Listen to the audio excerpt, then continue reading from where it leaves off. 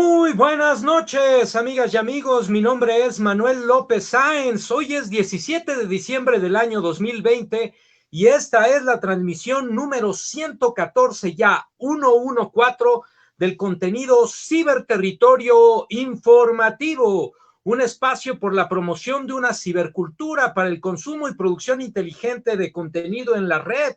En este caso, contenido de carácter informativo puesto a tu disposición para realizar un ejercicio de tesis, antítesis y síntesis sobre los temas más relevantes del acontecer nacional. En este espacio reconocemos tres grandes bloques informativos en la narrativa de nuestro país. Por un lado, el bloque representado por los medios tradicionales de comunicación, prensa, radio, televisión. Por otro lado, el bloque representado por los medios oficiales de comunicación del gobierno federal y finalmente el bloque representado por los contenidos digitales, los contenidos en internet de carácter alternativo, a los cuales este espacio pretende sumarse como una alternativa más, valga la redundancia, para fomentar, para generar una cibercultura por el consumo y producción inteligente de contenido informativo en la red.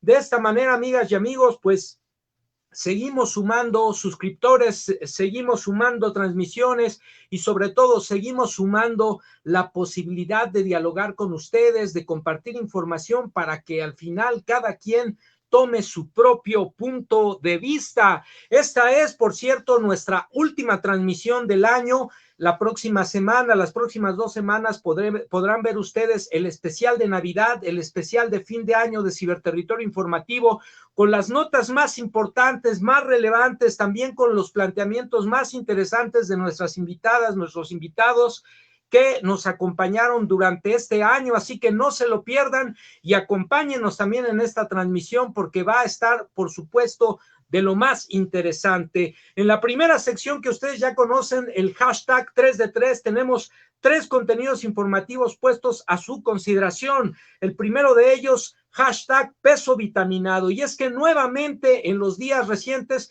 se ha dado a conocer el empoderamiento de la divisa mexicana frente al dólar. Esto como una señal más de recuperación de la economía en nuestro país. Nuestra moneda es una de las monedas emergentes a nivel mundial que mejor desenvolvimiento han tenido en este contexto de la pandemia, que no han perdido de manera significativa su valor monetario y que están siendo una de las monedas mejor posicionadas frente a la divisa verde, al dólar norteamericano, y desde luego esto se empareja con otros datos importantes como es la recuperación del salario mínimo y desde luego también la baja en el precio de las gasolinas. Quédense porque vamos a comentar la información al respecto. El segundo contenido que tenemos preparado por ustedes es el hashtag salario mínimo a la 4T. Y es que recientemente se anunció una nueva mejora, un nuevo incremento en el salario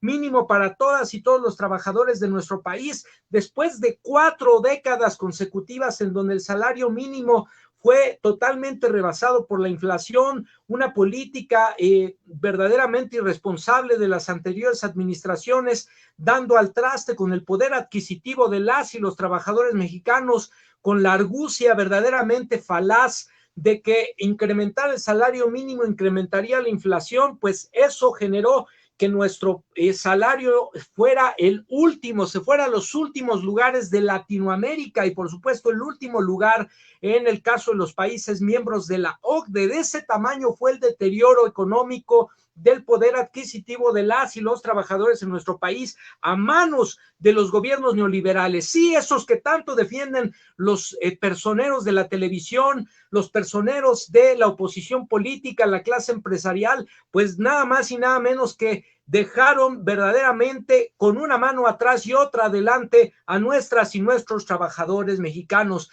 En solo 2 años de gobierno se ha dado un incremento exponencial del salario mínimo y hoy tenemos una nueva noticia importantísima que comentar con ustedes, amigas y amigos. Salario mínimo a la 4T. Quédense con nosotros, vamos a comentar la información.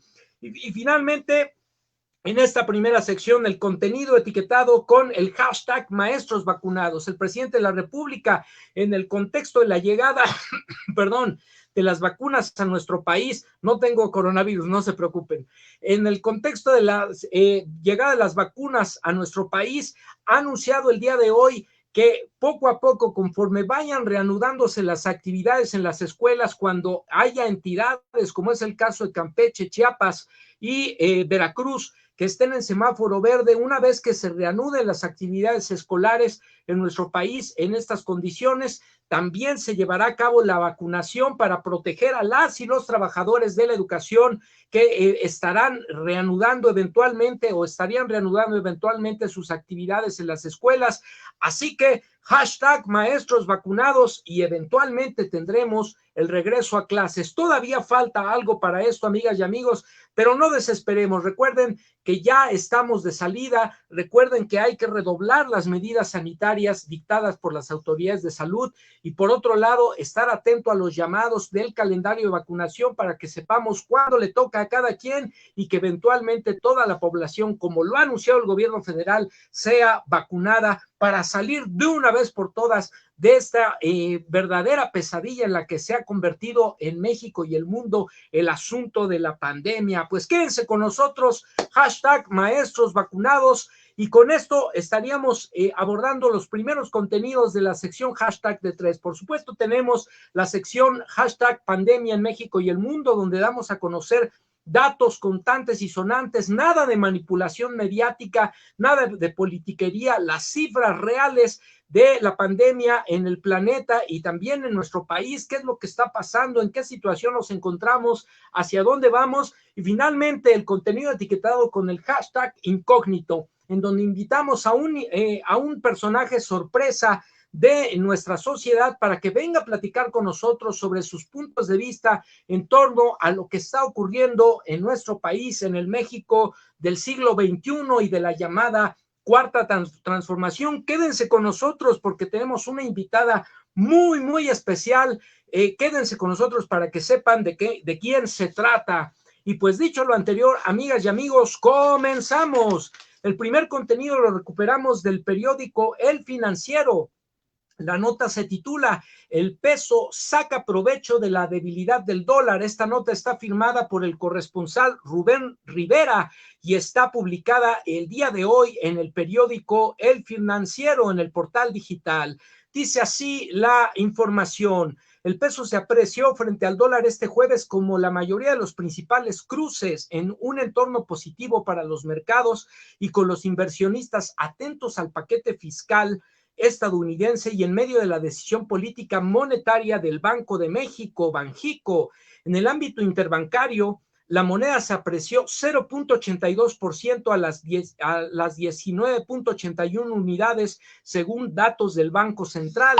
La divisa mexicana tocó un mínimo de 19.73 unidades observado a las 5:32 horas, mientras que llegó a un máximo de 19.89 unidades hacia las 18:42 horas de este jueves. Sí, por debajo de la barrera de los 20 pesos por dólar. En ventanilla bancaria el billete verde se vende en 20.28 pesos según Citi Banamex. El índice Bloomberg, que mide la fortaleza del dólar frente a una canasta de 10 divisas, cae 0.48% a 1.119.61.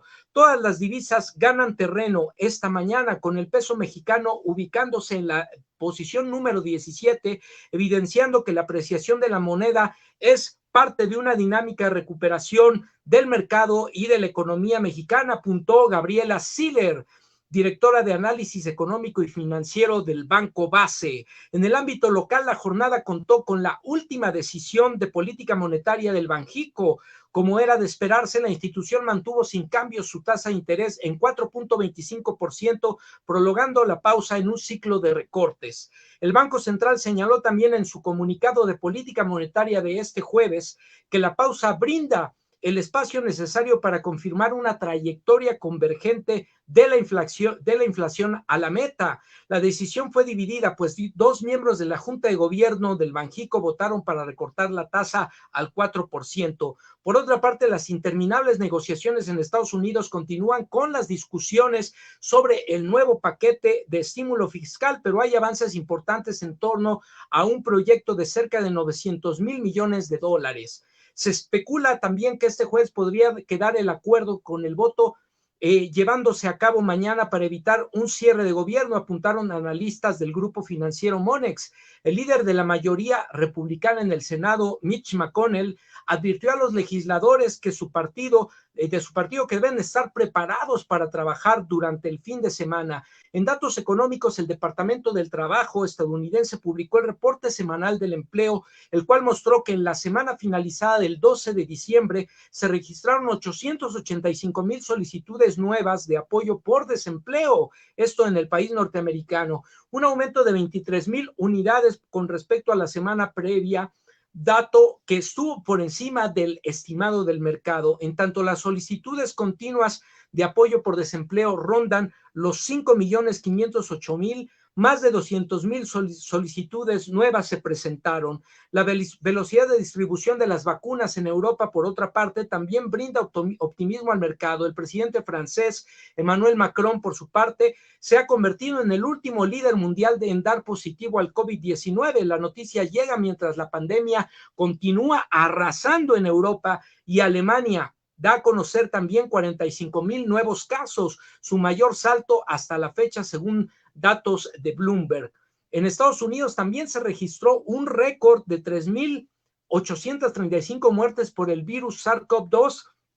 Sin embargo, el crecimiento de casos se está desacelerando, particularmente en el Medio Oriente. En México, la Comisión Nacional de Salarios Mínimos, la CONASAMI, aprobó el aumento del 15% del salario mínimo propuesto para 2021 por el presidente Andrés Manuel López Obrador. Con ello, este pasará de 123.22 pesos a 141.70 pesos, con excepción de la frontera norte, en donde pasará de 185.56 pesos a 213.39 pesos diarios. La aprobación se dio a pesar de que la iniciativa privada ha estado en contra, proponiendo un alza del 10% únicamente. La aprobación del incremento al salario mínimo no ha tenido, hay que recalcarlo, no ha tenido un efecto sobre los mercados financieros en México, apuntó Siller, y esto en contraposición con lo que había anunciado el sector empresarial y la oposición política en nuestro país. No hubo un impacto negativo en los mercados, esto porque ellos saben muy bien que las administraciones anteriores dejaron el salario de los trabajadores y trabajadoras en nuestro país por los suelos y apenas se está intentando una mínima recuperación en solo 2 años de la actual administración. En la siguiente nota vamos a profundizar al respecto. Además, el Instituto Nacional de Estadística y Geografía, el INEGI, publicó el indicador oportuno de la actividad económica y que estima anticipadamente las variaciones del IGAE para noviembre, el cual prevé una contracción del 5% a tasa anual. Por sectores, el indicador sugiere una contracción del 5.3% anual de las actividades secundarias, mientras que en las terciarias la caída esperada es del 4.8%. Pues aquí la información, amigas y amigos, y lo cierto es que decimos hashtag peso vitaminado como un indicador importante de la recuperación de la economía y del posicionamiento del valor de nuestra divisa mexicana. Con esto cerramos la primera información al respecto, amigas y amigos, y en este contexto de pandemia, de movimientos financieros, de lo que está ocurriendo en el escenario político económico de los Estados Unidos, México está saliendo avante. Continuamos con el siguiente contenido. Este lo recuperamos del portal de noticias digital del periódico El Economista, publicado el día de hoy, y la nota se titula: Gobierno y sindicatos inclinan la balanza para el alza del 15% al mínimo. En un hecho inédito, los representantes patronales votaron en contra de la propuesta del gobierno. Empresarios advierten que podría haber algunos impactos, según dicen, en el posicionamiento de las empresas ante esta salarial. Lo cierto es que por lo menos el vaticinio que tenían de un impacto negativo en los mercados por este incremento no se ha cumplido. El vaticinio que tenían anteriormente las administraciones previas en nuestro país y desde luego los analistas económicos, la clase empresarial, sobre que el incremento del salario mínimo elevaría la tasa de inflación, pues ese tampoco se ha cumplido y desde luego tampoco se cumplirá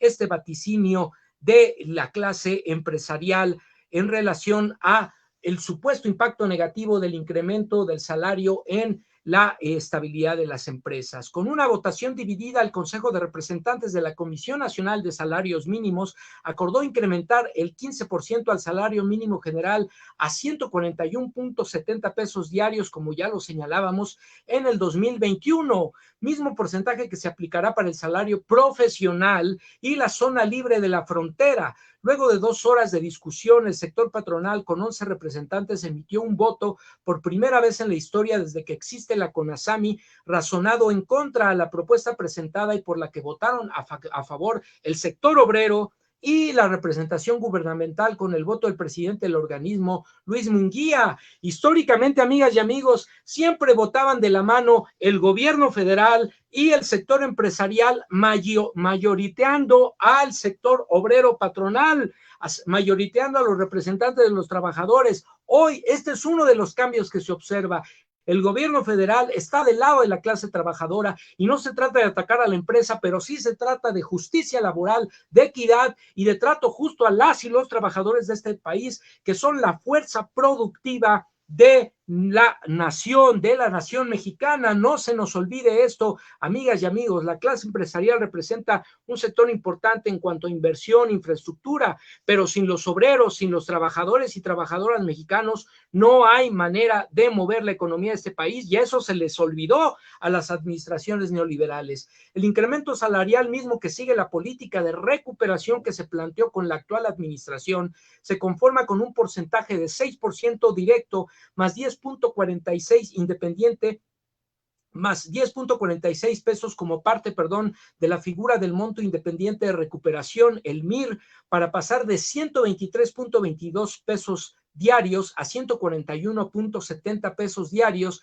que deberán otorgarse a partir del 1 de enero del 2021. Con respecto al incremento a aplicarse en la zona libre de la frontera norte, que causó la mayor discusión entre los sectores, se acordó fijar el mismo aumento de 6% directo al salario e integrar el MIR con un monto de 15.75 pesos para ubicar el salario en 213.19 pesos diarios. En entrevista, José Luis Carazo, representante y vocero del sector obrero, comentó que es la primera vez históricamente desde la creación de la CONASAMI, que el voto del gobierno y de los trabajadores está alineado. Fíjense ustedes, siempre se nos había mayoriteado y el sector obrero, a pesar de ello, emitió un voto razonado a favor, siempre pensando en el bien de México, del empleo y de la formalidad, hecho que no ocurrió en esta ocasión por parte del sector patronal. Así que aquí estamos viendo de qué lado está cada quien y cuál es la responsabilidad y el compromiso que se tiene con los trabajadores y con el sector productivo de nuestro país.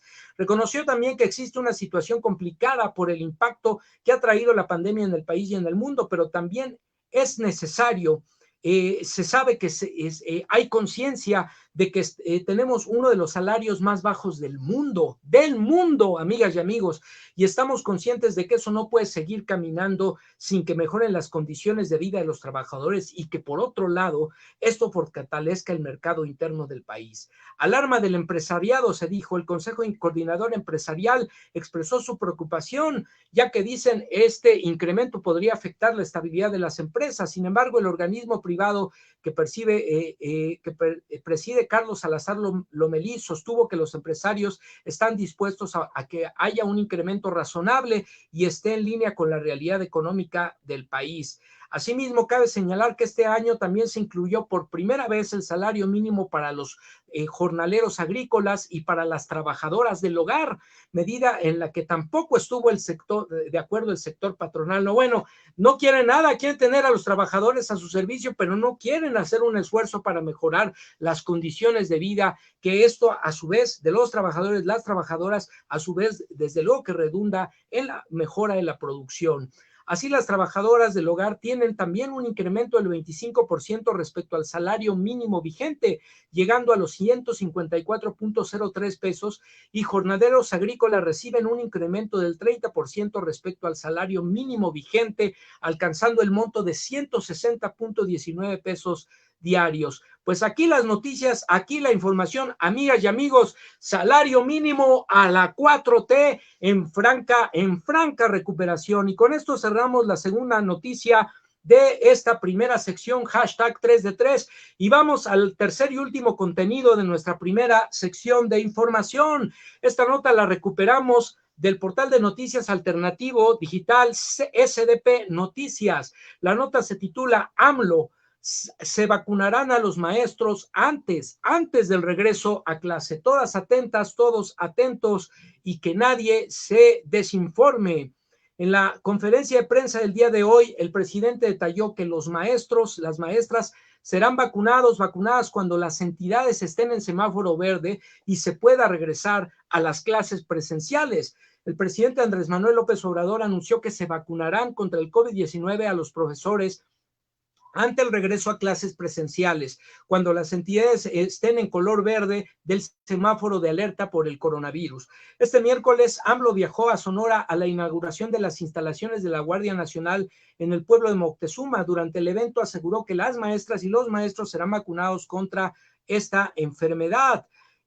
Por otro lado, también detalló que se está considerando vacunar como grupos prioritarios contra el COVID-19 a las personas, que padecen enfermedades crónicas como hipertensión, diabetes, obesidad, después de que lo planteara también la gobernadora de Sonora, Claudia Pavlovich. Ya tenemos un pedido, dijo, para que se empiece a vacunar desde este mes de diciembre, no con todas las dosis que se necesitan porque no hay disponibilidad universal de la vacuna, pero se tienen los contratos de compra que habrán de garantizar el total de vacunación a toda nuestra población. La vacuna, desde luego, dijo, no debe de utilizarse con fines electorales. El presidente detalló que se cuenta con el presupuesto necesario para garantizar la vacuna de forma gratuita a todos los mexicanos y que el plan de vacunación no se utilizará con fines electorales. Es un plan que se va a aplicar de manera pareja en todo el país, señaló. El gobierno mexicano también espera que se comience a distribuir la vacuna contra el COVID-19 antes de que termine diciembre y cuando llegue el primer lote de 250,000 dosis de la vacuna de Pfizer, misma que se distribuirá primero entre el personal de salud. Asimismo, el presidente detalló que antes de que se inicie la vacunación masiva, se harán simulacros con ayuda de las Fuerzas Armadas. Después de inaugurar las instalaciones de la Guardia Nacional, también el presidente anunció que se reuniría con la familia Levarón en Bavispe, Sonora, como parte de la agenda de rendición de cuentas a esta familia y a esta comunidad por los acontecimientos de violencia que todos conocemos y que fueron en agravio de esta comunidad en aquella entidad del norte del país. Pues bueno, amigas y amigos, con esto estamos cerrando el primer bloque de noticias y decimos hashtag maestros vacunados, decimos hashtag salario mínimo a la 4T y peso vitaminado en este primer bloque informativo. Y ahora vamos, como de costumbre, a dar la información de la pandemia en nuestra segunda sección, hashtag pandemia en México y el mundo, datos contantes y sonantes sobre lo que está ocurriendo en torno a esta enfermedad. De esta manera, en el portal internacional de noticias rtv.es, en el tablero de conteo día con día, se estiman que hay 74.7 millones de casos en el planeta y más de 1.6 millones de personas que lamentablemente han perdido la vida por esta enfermedad. En el continente americano se registran 32.014.662 casos. Europa está contando 22.687.993 casos. Ha subido de manera exponencial el caso de infectados en el continente europeo y si además verificamos el porcentaje de población, es verdaderamente exponencial lo que está ocurriendo en Europa de manera auténticamente dramática. En el caso del continente asiático, 17.561.000 584 casos, África 2.445.506 casos y Oceanía 30.100 casos hasta el momento. México registra en promedio 91.74 defunciones por cada 100,000 habitantes, lo cual lo coloca en el lugar número 15 a nivel mundial en torno a este tablero internacional. Registra también 1,012 casos por cada 100,000 habitantes, lo cual lo coloca en el lugar número 92 a nivel mundial. Y observan 945,673 pacientes recuperados, lo cual lo coloca en el lugar número 9 a nivel internacional. Nuestro país es el número 9 con mejor tasa de recuperación en el mundo, lo cual ilustra el extraordinario trabajo de las y los profesionales de la salud en nuestro país, desde luego las autoridades sanitarias que han hecho un manejo ejemplar de la crisis sanitaria, a pesar de las condiciones en las que se encontraba el sistema de salud público al ingresar en la actual administración. Por otro lado, amigas y amigos, en el caso del tablero COVID en nuestro país, el tablero del CONACYT, de la UNAM y de la Secretaría de Salud, nos dice que al momento existen 2 entidades federativas en semáforo rojo, el caso de Baja California Norte y Zacatecas.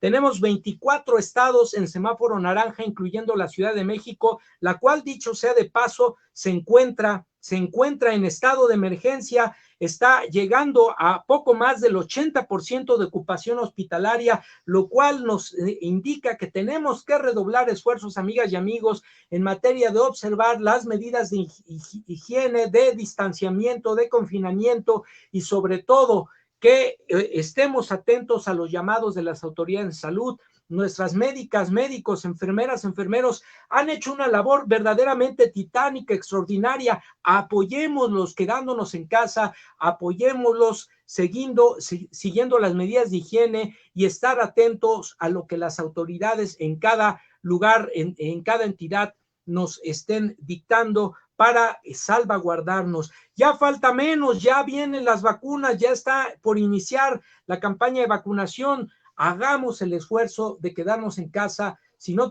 tenemos que salir, si no tenemos que reunirnos, evitémoslo, utilicemos los medios digitales y por otro lado, también muy importante, cuidemos nuestra salud, nuestra alimentación, hagamos ejercicio, porque las comorbilidades también en nuestro país es lo que está incrementando de manera exponencial los decesos o la entrada en la fase crítica de la enfermedad. Pues bueno, tenemos también, amigas y amigos, el caso de 3 estados de la República en semáforo amarillo, el caso de Oaxaca, Colima, el caso de Tlaxcala y tres entidades ya en semáforo verde, el caso de Veracruz, Chiapas y Campeche. Por otro lado, tenemos al momento, desde que inició la pandemia hasta esta fecha, 1,227,449 casos confirmados, lo que equivale al 0.9% de la población subtotal, que asciende alrededor de 127 millones de habitantes. 62,961 casos activos hasta el momento, los que sí están activos en nuestro país, lo cual representa el 0.04% de la población total. 2,871,350 pruebas realizadas de manera gratuita, lo que equivale al 2.26% de la población total. 115,769 lamentables defunciones, las cuales representan el 0.09% de la población, y 945,673 pacientes recuperados, lo que nos arroja una tasa de efectividad del 77%, prácticamente 8 de cada 10 pacientes que enferman por coronavirus en nuestro país se recuperan de manera satisfactoria y el resto pueden entrar en la fase crítica de la enfermedad y ser recuperados o lamentablemente ser una cifra más de esta terrible tasa de defunciones, que nadie quiere que se muera una sola persona, pero lamentablemente también la situación de salud de nuestra población, el sistema de salud público que fue abandonado, que fue depredado, la falta de profesionales de la salud, porque no se contrataban médicos en nuestro país en las administraciones anteriores,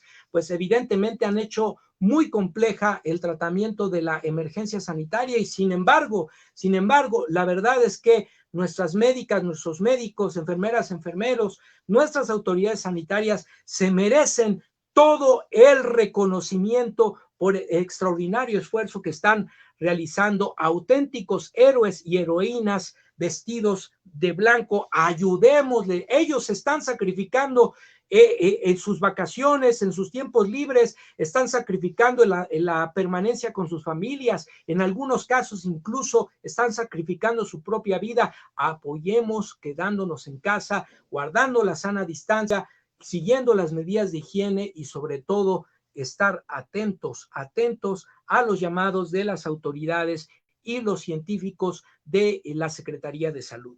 Pues bueno, amigas y amigos, por un lado, este es el panorama general y de manera particular también hay que decirlo, 18.24% de las defunciones se asocian con problemas de hipertensión, es decir, 21,116 defunciones, 16.19% se asocian con las defunciones por temas de obesidad, 18,743 defunciones, 14.20% defunciones asociadas a diabetes, es decir, 16,439 defunciones, y 7.47% tabaquismo, 8,648 defunciones. Esto es que el 56% de las defunciones en nuestro país en esta pandemia se deben a defunciones que presentaban comorbilidad, es decir, a los padecimientos que están convergiendo con el contagio de esta enfermedad.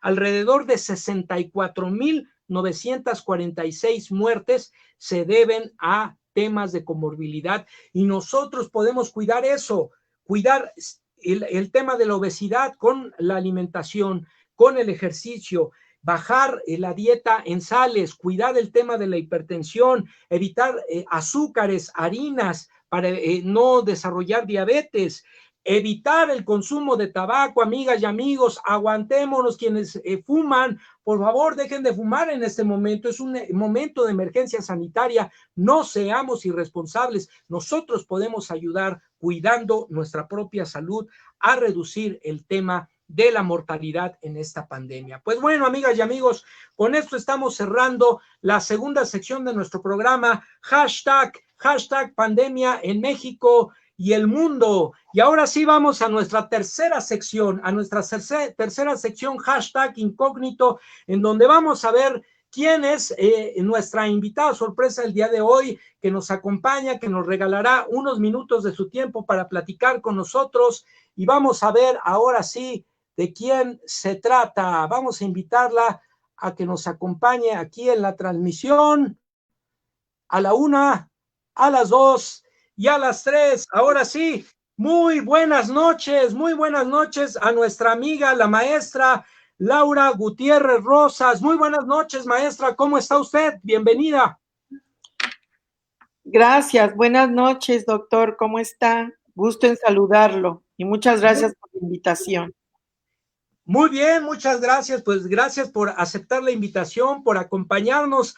Amigas y amigos, vamos a presentar como corresponde a nuestra invitada del día de hoy, la maestra Laura Gutiérrez Rosas. Es egresada de la Escuela Nacional para Maestras de Jardines de Niños de la generación 1973-1977. Su trayectoria como docente frente a grupo transcurre durante los primeros 15 años de servicio en planteles educativos públicos de la Ciudad de México, interactuando con diferentes contextos sociales. Posteriormente cursó un diplomado en el Instituto Politécnico Nacional que abarcó el periodo de 1991 al 92, referido al tema del liderazgo y organización escolar, que fue una gran aportación para su función como directivo, desarrollando en el periodo comprendido 1992 al 2012.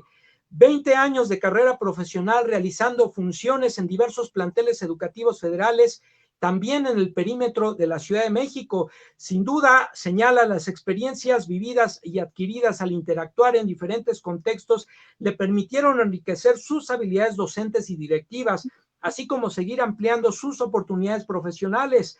Ingresó al Programa Federal de Carrera Magisterial e impartió 2 cursos, el primero respecto a la formación académica de docentes frente a grupo y el segundo enfocado a cursos de interpretación y sensibilidad a valores éticos y culturales a los docentes en servicio. Toda una vida dedicada a servir a la educación en México, y al llegar la hora de decir adiós después de 35 años de servicio al sistema educativo nacional, con la convicción de que su ciclo de vida laboral había terminado, sigue conectada en espíritu y corazón por todas esas vivencias y experiencias maravillosas que aún, dice, guarda en su memoria. ¿Cuántas niñas y niños, maestras y maestros pasaron por sus aulas, por sus planteles y por sus sabios consejos? Sin duda alguna, toda una trayectoria y todo un personaje extraordinario. Nuestra invitada el día de hoy, la maestra Laura Gutiérrez Vargas. Pues muchas gracias, maestra, por acompañarnos. Y bueno, vamos a iniciar la charla del día de hoy. Como de costumbre, le pedimos a nuestros invitados, a nuestras invitadas, que nos den su punto de vista sobre los temas que tocamos aquí en el programa como parte de los acontecimientos más relevantes en el momento actual de nuestro país. Por un lado, maestra Laurita, ¿cómo percibe usted desde su punto de vista como profesionista, como ciudadana, cuál es la percepción que tiene sobre la situación económica de nuestro país en el momento actual? Pues mire, doctor, gracias por la presentación, se lo agradezco mucho, sus palabras inmensamente satisfactorias para mi persona. Y es agradable estar compartiendo este audio con usted porque me da la oportunidad de poder expresar sentimientos de experiencias y el quehacer que tuve en tantos años. Muchas gracias. Esta pregunta que me hace, pues la considero una pregunta importante y se la agradezco porque estamos viviendo una situación muy difícil a nivel mundial. Esta parte nos toca a nosotros vivirla en una situación que, a pesar de esta pandemia y el hundimiento económico mundial, nuestro país, México, tiene ahorita indicadores económicos que dan esperanza de salir de la crisis en comparación con otros países, ¿no? Porque pues no podemos nosotros librarnos también de la globalización en la parte que corresponde y afecta y nos afecta a todos. Pero yo creo que el buen manejo de las finanzas que está realizando el gobierno del presidente Andrés Manuel López Obrador da como una esperanza de salir de la crisis y se espera que estos indicadores que se ven por el buen manejo, repito, de las finanzas públicas y el no endeudamiento que el gobierno no ha hecho, eso va a ayudar mucho en un crecimiento que se espera arriba del 3% del Producto Interno Bruto. Esto, a lo mejor algunos creen que soñamos, pero yo pienso, creo y siento y tengo mucha confianza en que este gobierno está haciendo las cosas impecables. Y es una parte fundamental, con esta transparencia, con esta parte de ejercer el liderazgo de equidad, de confianza, de honestidad, que yo creo que de esta crisis estoy por segura que vamos a salir.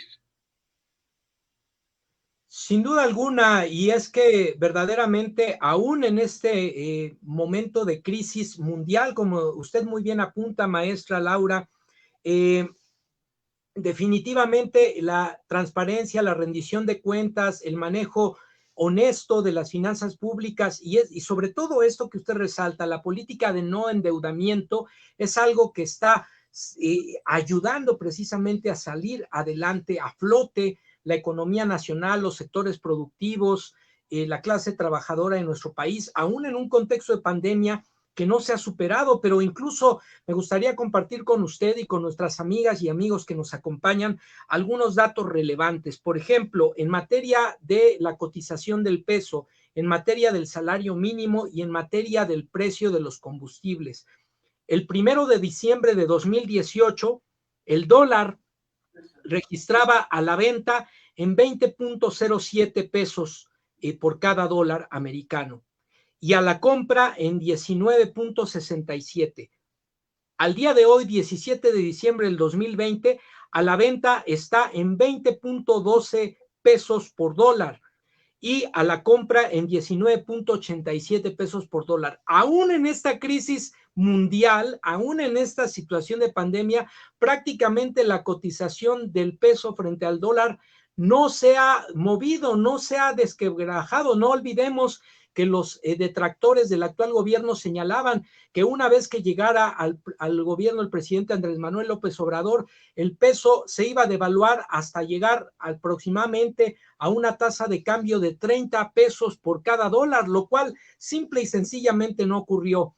Pero además, en el caso del salario mínimo, el 1 de diciembre del 2018, el salario mínimo general en nuestro país era de 88.36 pesos diarios. Al día de hoy, 2020, 2 años después, el salario mínimo es de 123.22 pesos diarios y en la zona fronteriza norte es de 185.56 pesos diarios. Es decir, ha habido en solo 2 años un incremento exponencial que no se había visto en 40 décadas de gobiernos, en 4 décadas, es decir, perdón, en 40 años de gobiernos neoliberales en nuestro país. Y finalmente, el caso de la gasolina. En 2018, la gasolina magna, el litro, costaba 19.15 pesos y el litro de gasolina premium 20.66.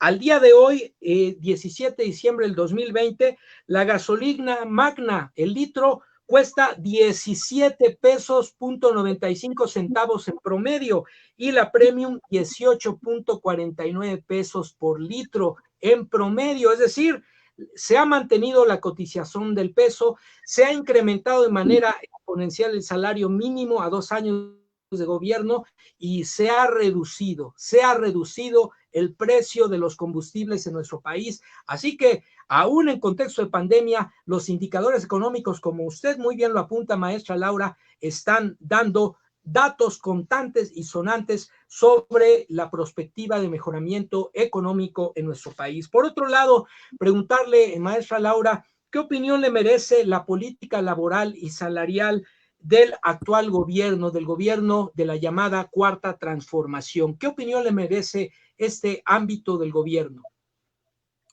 Bueno, aquí lo importante es también hacer hincapié, y como lo ha dicho usted, doctor, esto es el reflejo del abandono del bienestar de los trabajadores. Así es. En pocas palabras. Este salario mínimo es el reflejo de este abandono tan estrepitoso que tuvo el trabajador en los gobiernos neoliberales, efectivamente. Y por lo tanto, es un decremento a la vida de las personas. En este aspecto, ellos pierden el poder adquisitivo a partir de los años 90. Es ahí donde se da la caída precipitada de la devaluación del salario mínimo. Para que el trabajador comprara lo básico que se necesita para vivir. Y este gobierno, desde los 2 años en que entró el presidente Andrés Manuel López Obrador, fue uno de los propósitos de los grandes retos que él siempre manejó desde su campaña, que esta situación tenía que ser una prioridad en este gobierno. Y efectivamente ha logrado incrementar desde hace 2 años con el 15%, luego se dio el 20% y ahora está proponiendo el 15% para este 2021. Esta parte que no hubo acuerdos con las cámaras empresariales, pues es que están poniendo una situación de negativa, aludiendo a que ellos van a quedar en bancarrota, ¿verdad? Como tantas y tantas cosas que nos vendieron, en el aspecto que si subían el salario mínimo, la inflación se iba a ir al máximo y la relacionaba. Entonces, es de esperarse que mejor ofrezcan disculpas y que expliquen qué hicieron para engañarnos de esa manera. Con qué argumentos estuvieron manejando eso durante estos 30 años, de que si aumentaban el salario mínimo, la inflación iba, y nunca fue cierto. Nos estamos dando cuenta ahorita de situaciones que enojan, que lastiman a toda la sociedad. Y todavía algo tan sagrado, tan sensible, un tema tan sensible de vida, ¿cómo es posible que se atrevan a decir que van a quedar en la bancarrota los empresarios? Estamos viendo que no todos, hay muy comprometidos, y estamos viendo también que el salario mínimo no es así como que todo mundo viva con el salario mínimo, porque sabemos que hay empresarios, hay que están por arriba del salario mínimo. Eso sí hay que mencionarlo también. Pero las cúpulas empresariales son las que están ahí, y pues ya llegó el momento, ¿no?, de que hagan conciencia y de que actúen con una dimensión social. Así es. Ahorita. Entonces, es vergonzoso tener en México un salario mínimo en el lugar mundial 82. Es un reflejo de la corrupción que se daba entre los empresarios, sindicatos y gobierno en el periodo neoliberal.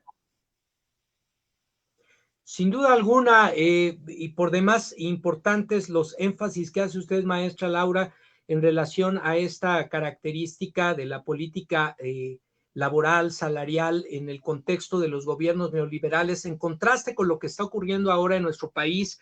Señalar, como usted bien hace el matiz, que, por ejemplo, en el caso de los micro, pequeñas y medianas empresas en el contexto de la pandemia, estas empresas, estos empresarios de veras fueron los que menos despidieron a sus empleados, en contraparte con los grandes corporativos, los grandes empresarios siempre favorecidos por las administraciones anteriores. Y por otro lado también, recuperar que justo la micro, pequeña y mediana empresa es la que más cumplió y la que históricamente más ha cumplido con sus obligaciones fiscales, en contraste con los grandes corporativos que se constituían en auténticos evasores fiscales, defraudadores del fisco, en detrimento de los intereses de todas y todos los mexicanos. Entonces, dentro del empresariado hay diferencias y diferencias sustanciales. Dejemos atrás las mafias y trabajemos todas y todos por un México mejor. Ese sería el mensaje que les damos a estos pseudoempresarios y que nos deja nuestra amiga, nuestra invitada el día de hoy, la maestra Laura Gutiérrez Rosas. Y por otro lado, maestra Laura, en materia de lo que usted vivió durante 35 años de servicio, toda una vida dedicada a uno de los sectores más importantes de cualquier sociedad, que es en este caso la educación, toda una trayectoria.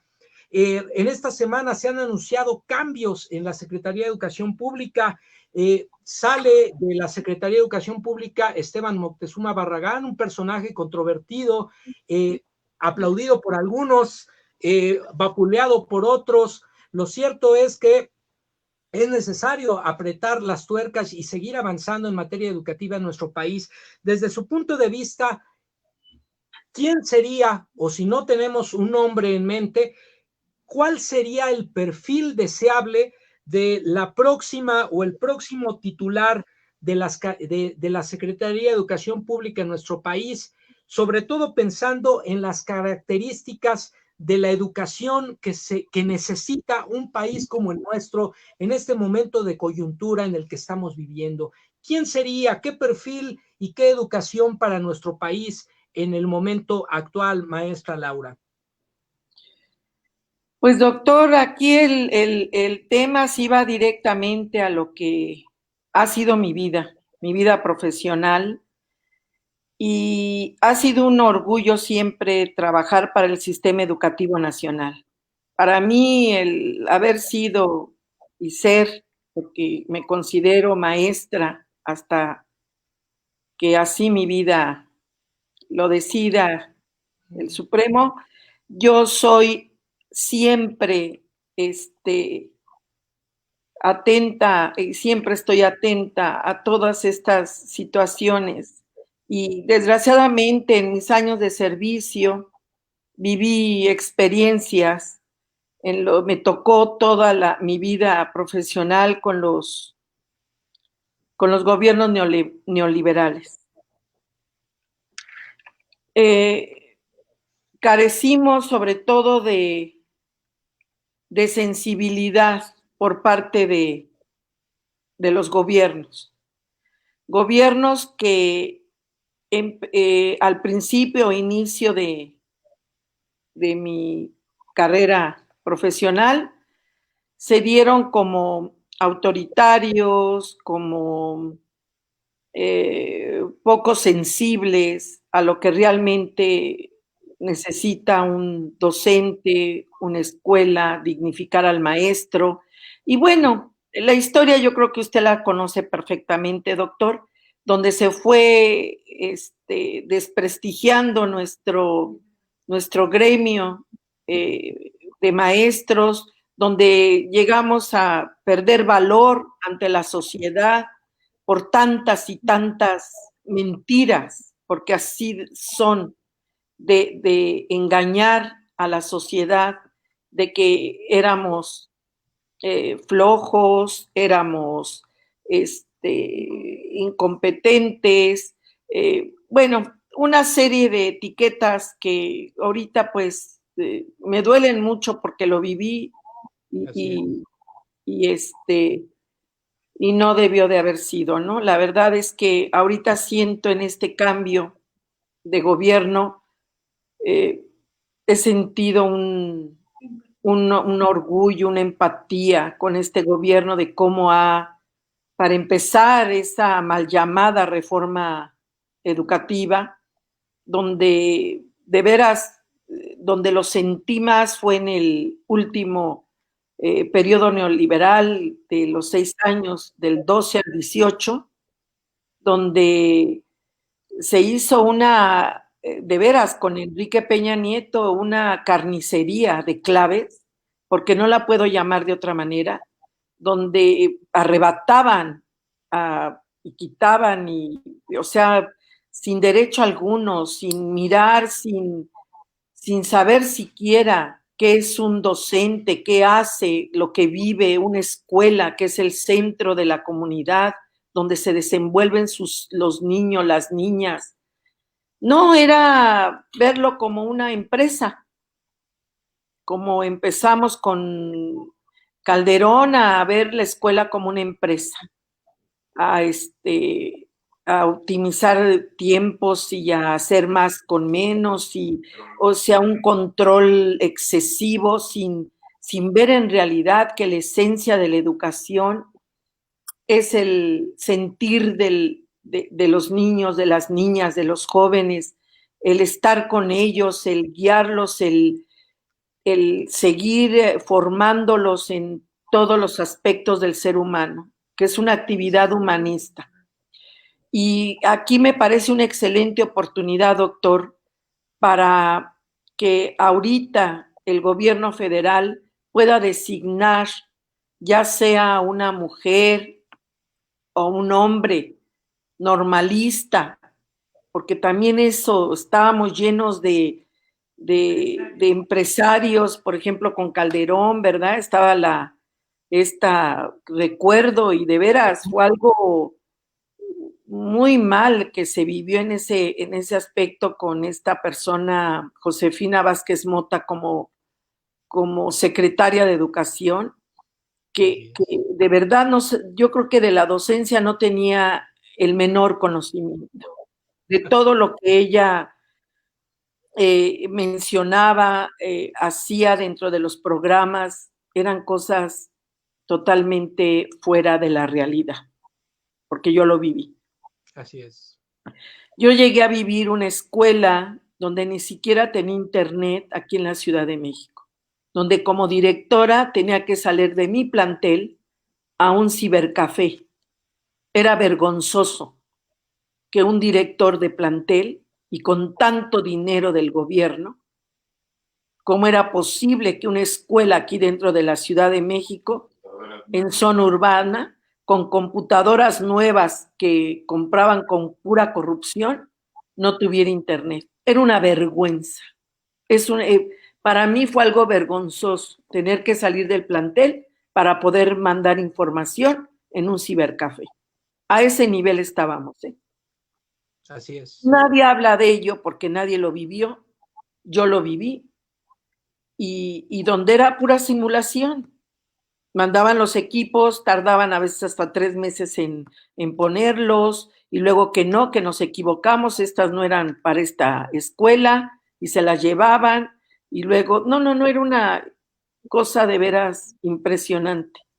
Entonces, pues yo creo que ahorita es una gran oportunidad de que llegue una mujer, un hombre normalista como titular de la SEP, donde además el perfil tiene que ser humanista, con dimensión social, honesto, conocer los problemas desde el aula que enfrentamos los maestros en servicio, porque eh, muchos se alejan de la realidad, de lo que en verdad el maestro, el desgaste que tiene en el aula, ¿no? No lo ven así. Por eso no nos valoran. A lo mejor ahorita con la pandemia nos están valorando mucho, ¿eh? De tener a los niños en casa. Yo creo que sí, y qué bueno que toca este aspecto. Creo que si algo bueno podemos sacar, entre otros aspectos de la contingencia, de la pandemia, es en este trabajo de educación a distancia, la relación entre los maestros, los alumnos y los padres de familia me parece que se ha fortalecido y que cada uno de estos actores ha aprendido a valorar ante esta experiencia de manera significativa el rol, la función, el papel de cada uno, ¿no? De ver cómo trabajan y cómo se esfuerzan los maestros, de ver los maestros, el empeño, la motivación y el interés de los alumnos, de ver los padres de familia cómo sus hijos y también los docentes de sus hijos están buscando de una u otra manera seguir en la medida de sus posibilidades con esta extraordinaria labor. Y por otro lado, me parece fundamental que se plantee la necesidad de que en este contexto de transición al frente de la Secretaría de Educación Pública llegue una mujer, un hombre de raíz normalista, un hombre conocedor, una mujer conocedora de lo que es la formación de docentes, de lo que es el trabajo en las aulas, en los distintos niveles educativos, además de que tenga formación académica como investigador y que sea un agente sensible, sobre todo considerando que el proyecto educativo de la actual administración apunta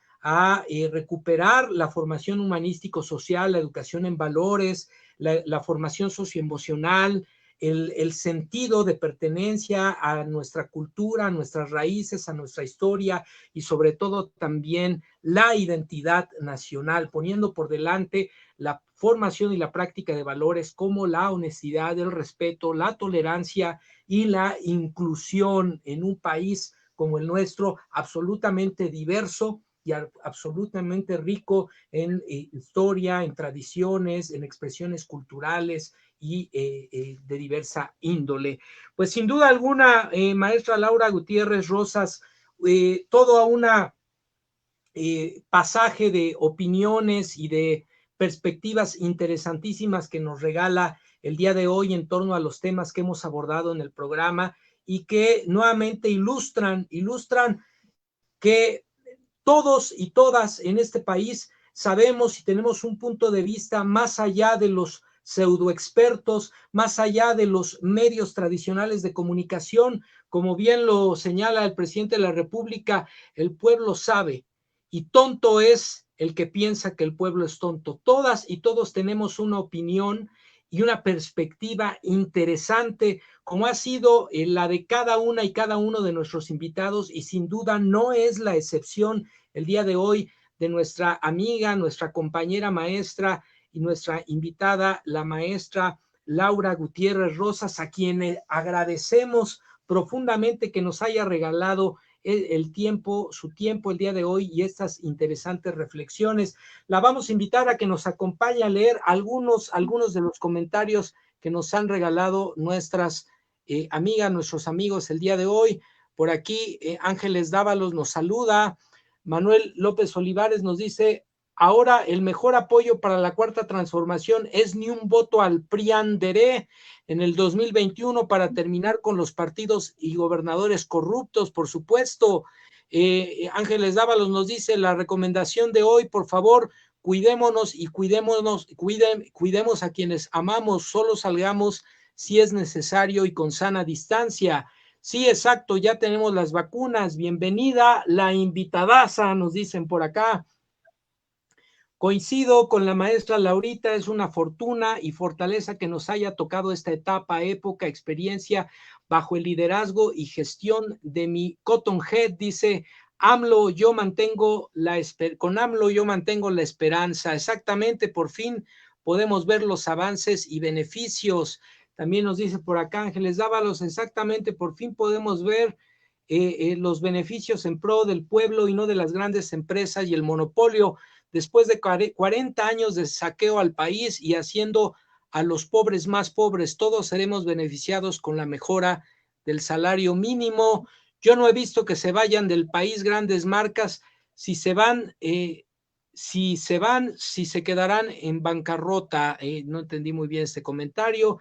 Y por acá nos dice la doctora Concepción Chávez Durán: excelente invitada, muchas felicidades y muchos saludos le mandan, maestra Laurita, por su participación el día de hoy. Muchísimas gracias. ¿Con qué se despide, maestra Laura, el día de hoy? ¿Con qué me despido, doctor? Pues con una gran reflexión para todos y para todas. Vamos adelante, vamos a entender cómo el gobierno ha trabajado como nunca antes visto. Yo nunca había visto que un gobierno trabajara tanto como lo está haciendo ahora, de tiempo completo. Por lo tanto, hemos visto cambios profundos de corrupción e influyentismo. Se está trabajando con honestidad y vamos hacia adelante, en contra de lo que tengamos que brincar. Debemos apoyar entre todos para el bienestar de todos. Tenemos que ser solidarios, empáticos con todos los demás. Ahorita con esta pandemia, por favor, nos falta ponernos en los zapatos de los otros, porque si no lo hacemos así, nunca vamos a entender y comprender qué importancia tiene quedarte en casa. Así es. El gobierno lo ha dicho de 1000 maneras y de 1000 formas. El doctor López-Gatell lleva casi 300 casi 300 conferencias todos los días, incansables de veras, y mis respetos para el gobierno de México, porque están todos los días al pie del cañón y aparte están luchando con los opositores, con los conservadores, que no hay día que no estén golpeando por cosas que no se dieron cuenta que sucedían también cuando estaban ellos, y cosas peores, pero ahora resulta que tienen amnesia, ahora resulta que estaba todo muy bien, excelente, vivíamos de maravilla. La Suiza mexicana. Es correcto. Entonces, esta parte que entienda el pueblo, la población, nosotros los ciudadanos, que el poder del voto es maravilloso. Es la mejor arma que tenemos, herramienta en la decisión de cada uno de nosotros. Y en eso también tenemos nosotros la importancia ahorita de cuidarnos todos, porque cuidándote tú, cuidas a los demás. Y vamos haciéndolo por el bien de la salud y poniéndonos en los zapatos del sector salud, que está trabajando muchísimo, como nunca. Muchas gracias, doctor. Se lo agradezco enormemente. Fue un gran placer estar con usted. No, pues muchísimas gracias a la maestra Laura Gutiérrez Rosas, sin duda extraordinarias reflexiones. Y amigas y amigos, con esto estamos llegando al final del programa del día de hoy, y como habíamos dicho también, este es el último programa del año, así que pues no queda más que agradecer a todas y todos ustedes que nos acompañaron durante este 2020, desearles que pasen en compañía de los suyos en la medida de lo posible, y si no, pues a través de los medios digitales, estas fiestas en paz, con tranquilidad, con serenidad, con el autocuidado y el cuidado de los otros, y sobre todo con la claridad de que ya estamos cerca de ver la luz al final del túnel. Es momento de reflexionar hacia el interior, de trabajar en nosotros mismos, de aprender de esta experiencia difícil, dolorosa, pero también rica, porque nos ha permitido saber cómo podemos salir adelante frente a la adversidad, tanto en lo individual como en lo colectivo, como personas, como familias, como comunidades, como país, o incluso como mundo entero, como género humano. Cómo podemos hacer frente a este y otro tipo de contingencias que nos presentan. Muchísimas felicidades a todas y a todos. Un abrazo fuerte, que tengan una muy feliz Navidad y que tengan el mejor de los cierres de año, y que el próximo año 2021 sea pletórico en éxitos, en satisfacciones, en alegría, y sobre todo, lo más importante, en salud, amor y armonía. Pues bueno, amigas y amigos, con esto agradecemos su presencia. Les anticipamos nuevamente que la próxima semana y la subsiguiente tenemos el especial de Navidad y de Año Nuevo, con la mejor información y las mejores reflexiones de nuestras invitadas, de nuestros invitados, en una edición especial que haremos para ustedes como gratitud a su preferencia. No olviden suscribirse a nuestro canal en YouTube, Manuel López Sáenz. Compartan, denle me gusta a los videos, activen la notificación para que sepan cuando subimos nuevo contenido. Aquí también apóyennos en la página de Ciberterritorio Informativo en Facebook, en nuestro perfil, denle me gusta a los videos, compartan, activen las notificaciones para que sepan, les avise cuando estemos en vivo. Y bueno, pues muchísimas gracias. Esto fue Ciberterritorio Informativo en su edición número 114, ya hoy, 17 de diciembre del 2020. Mi nombre es Manuel López Sáenz. Muy buenas noches, que descansen y hasta la próxima.